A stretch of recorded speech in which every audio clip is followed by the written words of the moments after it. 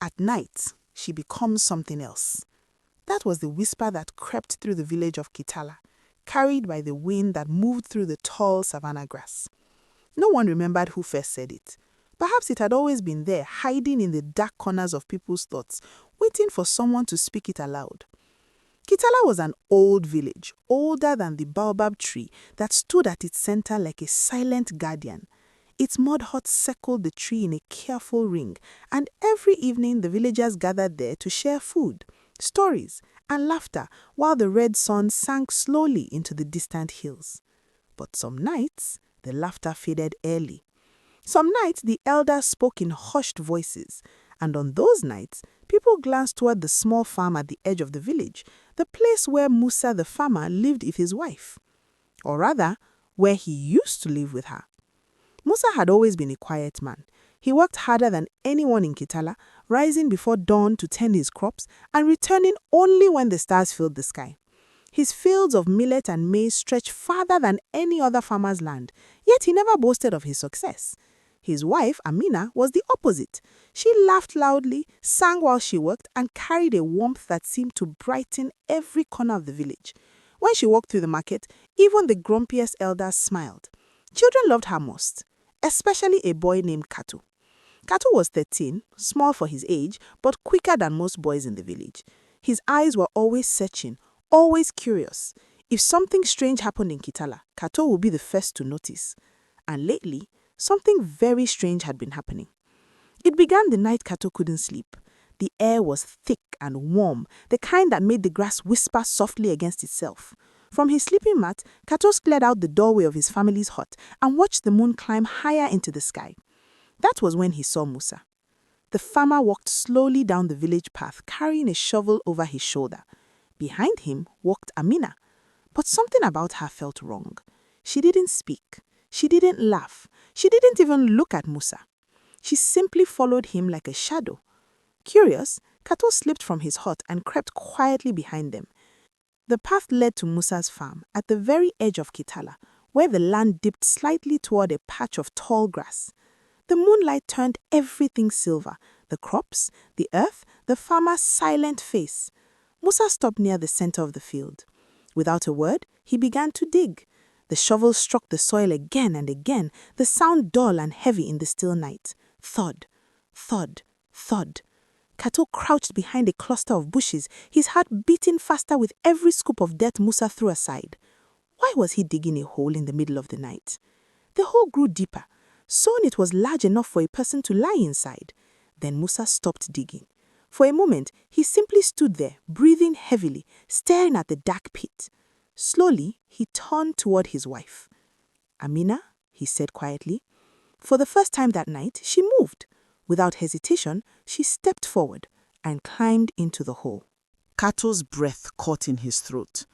Musa looked down at her, his face tight with pain. Then he began covering her with soil. At first, Kato thought he must be mistaken. No one would bury their own wife. But the dirt kept falling. Amina didn't scream, she didn't fight, she didn't move at all. Soon, only her face remained visible above the soil. Then Musa covered that too. The field fell silent. Kato's mind spun with confusion and horror. Musa just buried his wife. The farmer stood beside the fresh mound of dirt for a long time, his head bowed. Then he whispered something Kato could barely hear. "Forgive me." And he walked away. Kato remained frozen behind the bushes long after Musa disappeared into the darkness. The moon drifted across the sky. The wind rustled through the crops, and beneath the soil, something moved. At first it was small, a faint shifting sound. Then the earth trembled slightly, as if something beneath it were turning over in its sleep. Kato's chest tightened. He leaned closer. The dirt mound slowly rose, then fell, like breathing. A low sound seeped through the ground. Not a human voice, not an animal either. Something deeper, something hungry. Kato stumbled backward, terror flooding his body. Whatever Musa had buried was not resting peacefully. Suddenly, the soil split open. A pale hand burst from the dirt, but it was wrong. The fingers were too long, the nails curved like claws, and the skin looked like it didn't quite fit the bones beneath it. The hand twitched violently, grasping at the air. Kato gasped. Then the earth swallowed the hand again. The soil settled. Silence returned. For several long seconds, the field was still. Then something else happened. The mound began to sink slowly inward, as if whatever lived beneath it had crawled deeper underground. Kato didn't wait to see more. He turned and ran all the way back to the village, his feet barely touching the ground. By the time the first light of dawn painted the horizon, he had convinced himself it must have been a nightmare. But when the sun rose, he saw Musa again. The farmer walked calmly back to his field, carrying the same shovel. Kato followed at a distance. Musa reached the mound of soil. Without hesitation, he began digging. Within minutes, he uncovered Amina. She lay beneath the earth exactly as she had the night before, her skin clean, her body still, as if she had simply been sleeping. Musa helped her climb out of the hole. She brushed the dirt from her clothes, and then she smiled. A warm, gentle smile, the same smile everyone in Kitala knew. "Good morning," she said softly. Kato felt cold all over because he knew what he had seen and what he had heard. And deep in his chest, a terrible thought began to grow. Musa was not burying his wife because he was mad. He was burying her because something else came looking for her after dark. And whatever that thing was, it had already begun to wake. Kato did not sleep the next night. Every time he closed his eyes, he saw the hand bursting from the soil, those long fingers clawing at the air like something trapped between worlds. By morning, the entire village of Kitala looked the same as it always had. Women pounded millet near their huts. Children chased goats through the dusty paths. Smoke curled lazily into the bright sky. And there was Amina. She moved through the marketplace with her familiar laughter, greeting everyone warmly. "Good morning, Mama Tola. Your tomatoes look beautiful today." Her voice was bright, her smile warm. No one would have guessed she had spent the night buried beneath the earth. But Kato knew. He watched her carefully from the shade of the baobab tree. Every movement felt wrong now, like watching a person who had already died. Did she remember? Did she know what happened at night? Or worse, was she the same person at all? Kato shivered. Later that afternoon, he went looking for the village elder.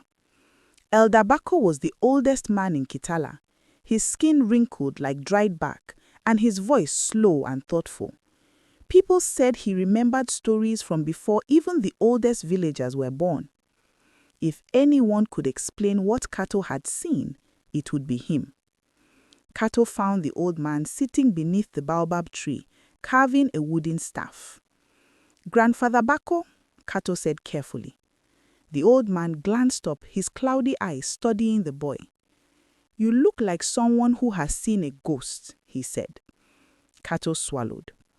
"What would you say if someone buried a person every night?" Bako's knife stopped moving. The air suddenly felt heavy. "Why would someone do that?" the elder asked quietly. Kato hesitated. "I saw Musa bury his wife last night." Bako's face did not change, but his eyes grew darker. "And in the morning," he asked, "he dug her up again." Silence stretched between them. Finally, the elder sighed. "There are stories," Bako said slowly, "about things that walk wearing human faces." Kato's heart began pounding. "They are not spirits," the elder continued. "Not exactly. They are older than spirits. Creatures that cannot live in the sunlight." "What do they want?" Kato asked. The old man's voice dropped to a whisper. "Bodies. A chill crawled across Kato's skin. They find a person, Bako said, and slowly learn their shape, their voice, their memories. And then, Kato whispered, they replace them. Kato's stomach twisted. But there is one weakness, Bako added. What? The creature cannot remain above ground during the day until the transformation is complete. Kato's mind raced. So Musa may be hiding his wife, the elder finished. Kato stared at him. You believe me? Bako looked toward Musa's distant farm. I believe that sometimes love forces a man to do terrible things to protect the people he cares about. That night, Kato returned to the farm, but this time he came earlier. The sun hung low in the sky when Musa appeared with the shovel again. Amina followed behind him just as she had the night before. Only this time, Kato noticed something new. Her steps looked stiff, her head tilted slightly to one side, like someone listening to a distant sound. Musa dug the hole quickly, sweat shining on his forehead. When it was finished, Amina stepped into it without hesitation. But just before Musa covered her, she spoke. Musa? Her voice sounded wrong, too slow, too heavy. Why do you do this? She asked. Musa's hands trembled. You know why, he whispered. A strange smile stretched across her face. That thing is growing stronger. The wind stopped. Kato held his breath. One day, she continued softly, it will come out before sunrise. Musa's jaw tightened. Not if I keep you safe. Amina laughed. But it wasn't her laugh. It was deeper, colder. You cannot bury the night forever, she said. Musa threw the first shovel of dirt over her, then another and another. Soon she disappeared beneath the soil once more. The moon rose higher. Musa left the field and Kato waited. For a long time, nothing happened. Then the ground began to tremble. At first it was subtle. The dirt shifted slightly.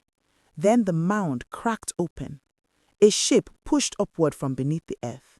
Kato's heart hammered in his chest. The thing that emerged looked like Amina, but only from far away. Up close, it was horrifying. Its skin stretched tightly over its face, as if pulled by invisible hands. Its mouth opened too wide, and its eyes, they reflected the moon like an animal's. The creature dragged itself halfway out of the soil. Then it sniffed the air. Slowly, its head turned toward the bushes where Kato was hiding. Kato froze. The creature smiled. It spoke in Amina's voice. Little boy. Kato's blood turned to ice. I can hear your heart beating. He slowly backed away. The creature crawled further out of the dirt, its movement jerky and unnatural. Musa thinks he can hide her, it whispered, but every night I get closer. Its eyes gleamed, and when I finally wear her face completely, the creature's smile widened. I will walk through Kitala in the daylight. Kato turned and ran. Behind him, the creature laughed, a sound that echoed across the silent fields like something ancient and hungry. And deep beneath the soil, something else began to move. Kato did not stop running until the lights of Kitala appeared ahead of him. The creature's voice still echoed in his mind. Little boy, I can hear your heart beating. He burst into the village, gasping for breath. The fires in the cooking pits were already dying down as people prepared for sleep. But Kato couldn't rest. He ran straight to the hut of Elder Bako. The old man was sitting beside a small fire, staring into the glowing coals as if expecting the boy to arrive. You saw it, Bako said quietly. Kato nodded, his voice shaking. It came out of the ground and it looked like Amina, but it wasn't her. Bako closed his eyes slowly. So it has begun. Kato sat down across from him, his chest still rising and falling quickly. "What is that thing?" he asked. The elder poked the fire with his stick. Sparks floated into the dark sky. "There's an old story," he said slowly. "One the elder stopped telling many years ago." Kato leaned forward. "It is the story of the night skin walker." A cold wind brushed through the village. They are creatures born from deep beneath the earth. Not spirits, not animals, something older. They cannot survive in the sunlight unless they wear the skin of the living. Kato felt his stomach twist. "They choose one person," the elder said. "Someone strong, someone loved by many." "Amina?" Kato nodded. Bako nodded. "The creature burrows beneath the ground and begins copying the body of its victim. Every night it grows stronger, learning how to move, how to speak, how to smile." Kato remembered the way the creature's face stretched unnaturally. "How long does it take?" he asked. Bako's voice was grave. 7 nights. Kato's heart skipped. And then the creature rises fully wearing the human skin. And the real person, the elder stared into the fire, is gone forever. Silence filled the space between them. "But Musa is burying her," Kato said suddenly. "Why?" Bako looked toward the distant fields.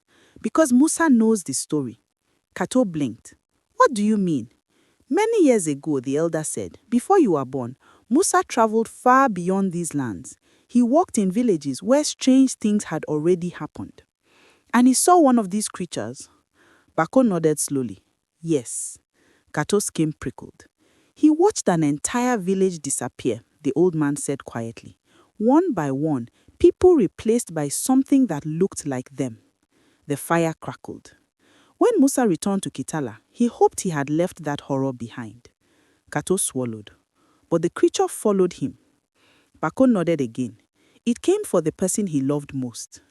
The boy's mind span. "So, burying Amina keeps the creature trapped?" "For now," the elder said. Kato stared into the darkness beyond the firelight. "But it told me something." Bako's eyes narrowed. "What did it say?" Kato hesitated. "It said it's getting stronger, and soon it will come out before sunrise." The elder's face hardened. "That means the transformation is nearly complete." Fear settled over Kato like a heavy blanket. "What happens when the 7th night comes?" he asked. Bako did not answer immediately. When he finally spoke, his voice was barely louder than the wind. "Then Musa will have to choose." "Choose what?" The old man looked at him. "Whether to save his wife or the entire village." That night, Kato returned to the farm again. He didn't know why. Maybe curiosity, maybe fear, or maybe he just couldn't accept that such a terrible thing was happening so close to home. The moon rose slowly above the fields. Soon, Musa arrived with his shovel, but this time he was not alone. Amina walked beside him again. Yet something had changed. Her movements were more fluid now, more natural, too natural. Her eyes seemed brighter in the moonlight, almost reflective. Kato hid behind the same bushes as before. Musa dug the hole once again, but his movements were faster now, almost desperate. When the hole was ready, Amina stepped toward it, but she stopped just before climbing inside. "Musa," she said softly. He froze. "You cannot stop it anymore." Her voice sounded smoother tonight, more human. That made it even more terrifying. Musa clenched the shovel tightly. "I will keep trying," he said. Amina smiled. "You love this village too much, and I love you more." For a moment, something flickered in her eyes, something almost sad. Then the strange smile returned. "You should have left when you had the chance," she whispered. Musa's face hardened. "If I leave," he said quietly, "it will follow." Amina tilted her head. "Of course it will." Then she stepped into the hole. Musa buried her once again. But tonight, the ground began to move much sooner. Kato barely had time to hide before the soil split open. The creature rose from the earth more easily now. Its body stretched fully out of the hole, and this time it stood. The thing looked almost exactly like Amina now. Almost. Only the eyes gave it away. They glowed faintly in the darkness. The creature turned slowly, scanning the fields. Then it spoke. Musa believes he can protect them. Its voice was nearly perfect. But he forgets something. It stepped onto the soil. The ground trembled slightly beneath its weight. Every night I grow stronger. Its smile widened, and soon I won't need the darkness anymore. Kato felt terror flood his chest, because tonight the creature had completely escaped the grave, and far away in the village, the roosters had not yet crowed. Kato watched in frozen terror as the creature stepped fully out of the grave. The moon hung high above the fields, bathing everything in pale silver light. The soil around the open pit trembled as the thing wearing Amina's face stretched its arms slowly, as if enjoying the freedom of movement. Its body moved almost perfectly now. Almost. But the way its head tilted, the way its fingers twitched, the faint glow in its eyes, those things were not human. Kato's breath caught in his throat. The creature turned its face toward the village of Kitala and smiled. Musa has delayed me long enough, it whispered softly. Its voice sounded almost exactly like Amina's now, warm, gentle, familiar. That made the horror worse. Kato watched as the creature took its first step toward the village path. But suddenly, a voice echoed across the field. "Stop!" The creature froze. Musa stepped out from the darkness at the edge of the crops, holding a burning torch in one hand and the shovel in the other. His face looked older tonight, as if the past 6 nights had aged him years. "I knew you would try to leave early," Musa said. The creature turned slowly. For a moment, it simply studied him. Then it laughed softly. "You always were clever, Musa." Musa's jaw tightened. "You will not enter my village." The creature tilted its head again. "Your village," it said. "You forget something." It took another step forward. "Every night I have been living here already." The wind rustled through the tall crops. You hear their voices, you see their smiles, but you know the truth. Musa's hands clenched. "They would run from me if they knew," he said. "Yes," the creature whispered. Its smile widened. "They already believe you are mad." Kato felt a chill run down his spine. The creature slowly circled Musa like a hunting animal. "Tell me something," it said softly. "How long do you think you can keep this up?" Musa said nothing. "You bury her every night, but tomorrow will be the 7th sunrise." The words echoed across the silent field. Kato's heart pounded. The 7th night. That was what Elder Bako had warned about. The creature's voice grew almost gentle. "You know what happens tomorrow." Musa looked down at the ground. "Yes. And yet you still dig the grave." Musa raised his head again. "I made a promise." The creature laughed again. "You promised to protect her." Musa's eyes darkened. "No," he said quietly. "I promised to protect everyone." The creature stopped moving. For the first time, its smile faded slightly. Then it shrugged. "Then bury me again." Musa stared at it. "You know it won't matter anymore." "I know," Musa said. Silence hung heavy in the air. The creature slowly walked back toward the open grave. It climbed down into the pit, as if stepping into its own bed. "You can delay me one last time," it said calmly, "but tomorrow." Its glowing eyes locked onto Musa's. "I will walk out of this grave in the sunlight." Musa's chest rose and fell slowly. "I know." He began shoveling dirt back into the hole. The soil covered the creature's legs, then its chest, then its shoulders. But before the last dirt covered its face, it spoke again. "Tell me something, Musa." He stopped. "If you must choose tomorrow." The creature's smile returned. "Will you free your wife?" The moonlight reflected in its eyes. "Or will you keep burying her to save the village?" Musa stared down at the grave. For a long moment, he did not answer. Then he threw the final shovel of dirt. The creature disappeared beneath the soil, but its laughter echoed faintly from underground. Musa stood there long after the field became silent again. Then he turned and saw Kato standing near the bushes. The boy gasped. Musa's tired eyes met his. "You should not be here," the farmer said quietly. Kato stepped forward. "I know everything." Musa sighed. "So you heard?" Kato nodded. "You are trying to stop it from replacing Amina." Musa looked toward the mound of soil. "I am trying to give her more time." Kato's voice shook. "But tomorrow is the 7th sunrise." Musa nodded slowly. "Yes." Fear filled Kato's chest. "So what will you do?" The farmer did not answer immediately. Instead, he looked up at the sky where the stars were slowly fading. "The ritual ends tomorrow," he said. Kato swallowed. "Does that mean the creature wins?" Musa finally looked at the boy again. "No." His voice was firm now. "It means tomorrow someone must die."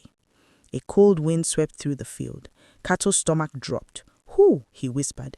Musa looked back at the grave. "The creature." Kato's eyes widened. "But you said it can't die once the 7th sunrise comes." Musa nodded again. "That is true." Silence fell between them. Then Musa spoke again. "But it can die before the sun rises." Kato felt his heart race. "How?" Musa picked up the shovel. "By killing the body it's trying to steal." The boy stared at him in horror. "You mean?" "Yes," Musa said quietly. "I must kill my wife before dawn." The words hung in the cold air like a curse. Kato's chest tightened. "Is there no other way?" Musa looked toward the sleeping village of Kitala. "No." He closed his eyes. "If I do nothing, by tomorrow night, the creature will walk through every home in this village." His voice grew heavy. "And no one will know the difference." Kato looked down at the grave. The soil moved slightly. Something beneath it shifted, and suddenly he understood. Tomorrow, the fate of the entire village would be decided, and the most terrible choice any man could make would have to be made before the sun rose. The sky had not yet begun to lighten, but the world already felt heavy with silence. Kato stood beside Musa at the edge of the field. The grave loomed before them like a dark promise. The night air was thick with the scent of earth and sweat. Every sound seemed amplified. The rustle of grass, the distant hoot of an owl, the faint, uneven breathing of Amina beneath the soil. "She's still your wife," Kato whispered. "Can't you save her another way?" Musa shook his head slowly. "The creature learned too fast. If I delay, it will escape at sunrise. And then—" He did not finish the sentence. The thought of the village overrun with something that looked exactly like their loved ones hung in the air, suffocating. A faint tremor ran through the soil. The creature was awake.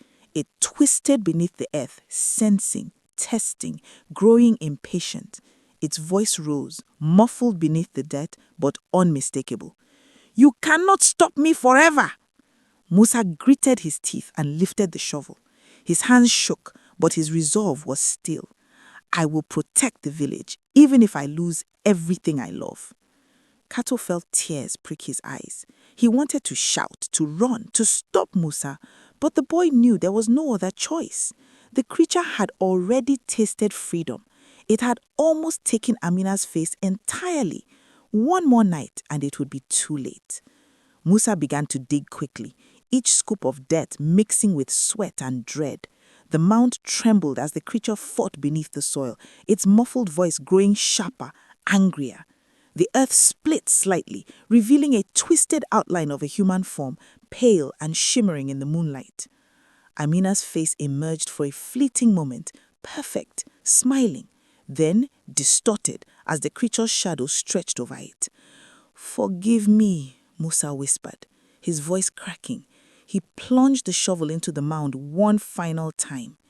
A scream erupted from beneath the soil, a scream that was both Amina's and not hers. The creature thrashed violently, trying to rise, but Musa's hand and determination held it down. The earth swallowed the last traces of movement, and finally, silence fell. Kato stepped forward slowly. The mound was still. The wind carried no voice, no movement. The village lay quiet, unaware of how close it had come to destruction. Musa collapsed beside the grave, tears streaming freely down his face. "I have saved them," he said hoarsely, "but at a terrible cost." Kato touched his shoulder. "She's gone?" Musa nodded, his hands clutching the dirt as if he could feel her still beneath it. "She is safe from the creature, but she cannot return to the world, not as she was." For a long moment, Kato and Musa sat in the still night. The first light of dawn stretched across the horizon. The village began to stir. Roosters crowed, smoke rose from cooking fires. Life continued. But beneath the soil, a silence remained, heavy, eternal, a warning etched into the earth. Musa stood, brushing dirt from his hands. "Some sacrifices are never seen," he said quietly. "Some acts of love are hidden because the world cannot bear to know them." Keto looked at him, understanding at last. The village would never know the danger it had been spared. The creature's hunger had been stopped, but at the cost of the one they had loved most. "And the lesson?" Keto asked softly. Musa's eyes met his, tired but resolute. "Sometimes protecting the many requires a choice that no one else could understand. Courage is not always loud, love is not always seen, and some secrets must stay buried." The sun rose fully, spilling light over Kitala, casting long shadows from the huts and the baobab. Birds sang, goats bleated, and the world seemed alive and safe once more. But in the stillness of the field, the grave remained, a dark testament to love, sacrifice, and the terrible power that walks beneath the earth at night. And Kato knew he would never forget the night when a man buried his wife to save everyone else.